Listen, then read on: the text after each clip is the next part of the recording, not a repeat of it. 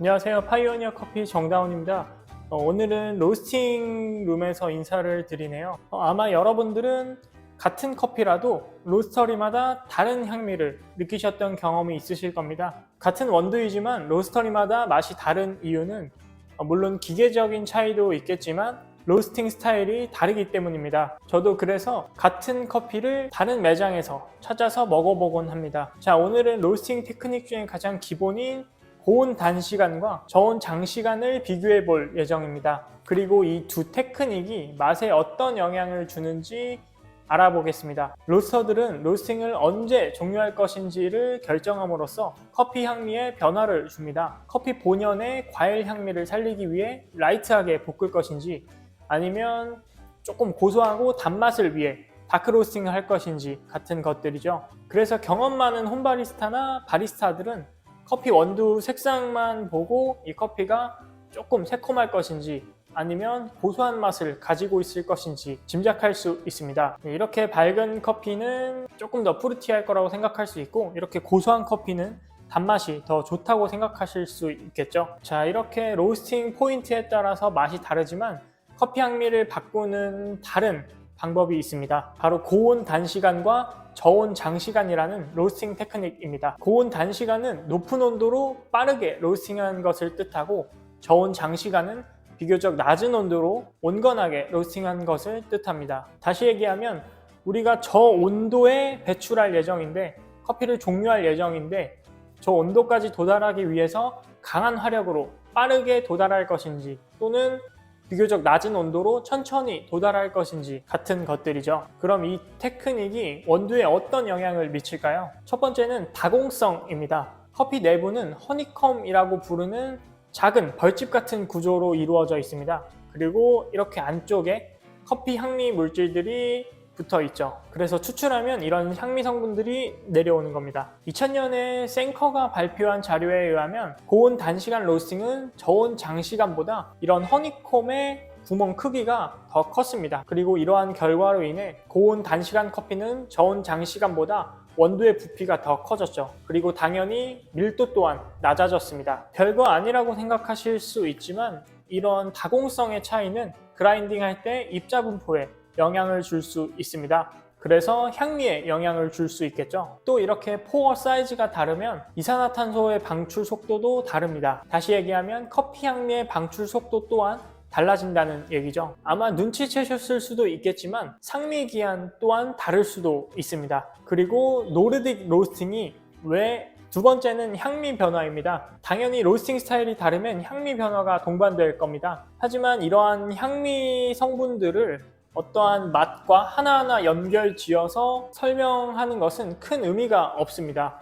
예를 들어서 A라는 물질이 과일향이랑 관련이 있는데 로스팅 스타일을 바꿨더니 A라는 물질이 더 증가했다고 이 커피는 과일향이 더 증가했을 것이다 라고 볼 수 없는 거죠. 왜냐하면 이러한 향을 가진 화합물들은 한두 개가 아니고 수백 개, 수천 개들이 서로 상호작용하기 때문에 단일 성분을 이야기하는 것은 큰 의미가 없습니다. 그래서 여러분들은 이것만 아시면 됩니다. 주요 화합물 중에 일부는 로스팅 스타일과 관계없이 향미 생성과 분해 패턴이 비슷하게 나타났습니다. 그림과 같이 로스팅이 진행될수록 양이 증가하다가 감소하는 패턴이죠. 다만 두 스타일의 차이점이라면 고온은 그 시기가 조금 짧고 저온 단시간은 조금 더 길었다는 점이죠. 자, 그래서 저도 향미를 한번 비교해 봤습니다. 첫 번째는 약 11분 정도 로스팅한 커피고요. 두 번째는 좀 짧게 고화력으로 진행했습니다. 로스팅 시작. 왼쪽은 고온 단시간, 오른쪽은 저온 장시간입니다.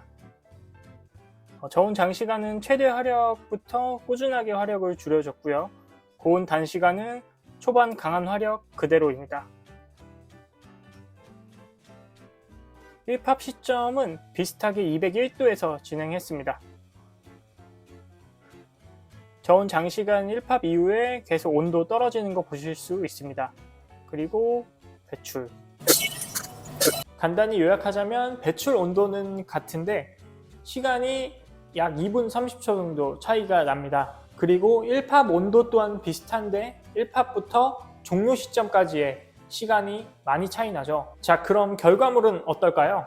한눈에 봐도 고온 단시간이 저온 장시간에 비해 훨씬 어둡습니다. 같은 온도에서 배출했는데 말이죠. 그리고 육안으로 보기에는 부피 차이는 없어 보입니다. 아마 로스팅 포인트가 낮아서 그럴 수도 있습니다. 그리고 이어서 향미를 한번 테스팅 해봤습니다. 저는 고온 단시간 커피가 더 어둡기 때문에 조금 초콜릿티하고 고소한 향미가 더 강할 거라고 생각을 했고, 산미 또한 뚜렷하지만 조금 자극적일 거라고 생각을 했습니다. 반면 저온 단시간은 조금 곡류 같은 느낌의 고소함과 덜 익었을 때 느껴지는 부정적인 신맛이 있을 것 같았죠. 자, 그럼 결과를 한번 보겠습니다. 네, 오늘 로스팅 후 다음날 테이스팅을 준비했고요.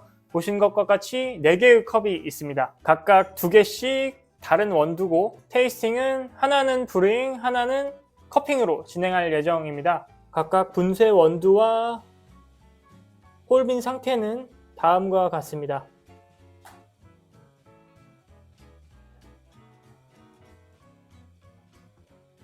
색상 차이가 한눈에 봐도 다르다는 걸 느끼실 수 있으시죠?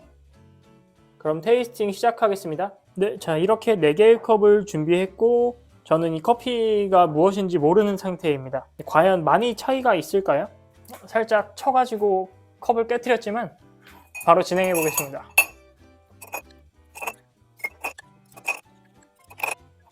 커핑은 조금 더 식어야 하고 브루잉부터 맛을 보겠습니다. 일단 느낌이 다릅니다. 전체적인 캐릭터는 비슷한데 캐릭터 뒤에 따라오는 미세한 작은 디테일들은 많이 다른 편입니다.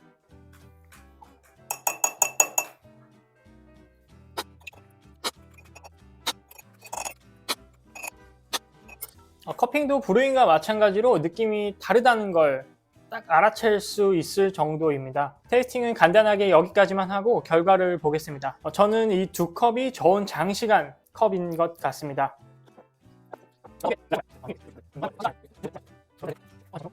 오늘 이 컵들은 배출 온도는 같았는데 로스팅 진행이 조금 달랐습니다.